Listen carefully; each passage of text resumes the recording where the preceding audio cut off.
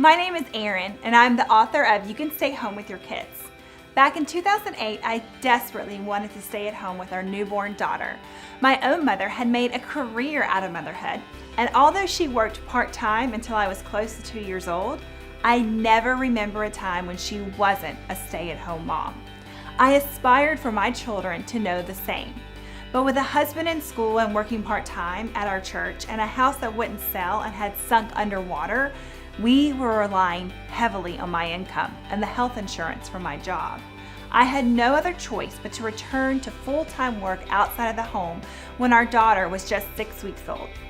When our daughter was 13 months old, we moved across the country.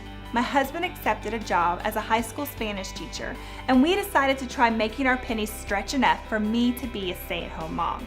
At the time, we didn't even own a vehicle, but we were determined to make it work. In this book, I hope to arm you with tips on how you too can both curb spending and create more income so you can achieve your dream of staying home with your kids.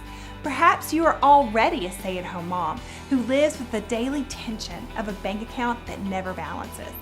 Your family is up to your necks in debt, and cutting coupons just isn't cutting it. You need more money-saving tips in bite-sized chunks to learn how to cut costs. You also want to discover some ways you can start bringing in a little extra money without leaving home.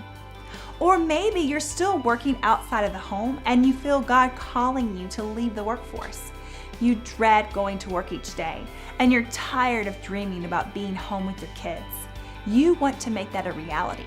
Friend, this book is for you as well. I've divided this book up into 6 sections: curb spending, eat well on a budget, shop secondhand and sales, hunt houses and vehicles, DIY household products, and create more income. In each of these sections, you will find an introduction before we dive into giving you bite-sized tips for ways to stretch your money further than you ever imagined.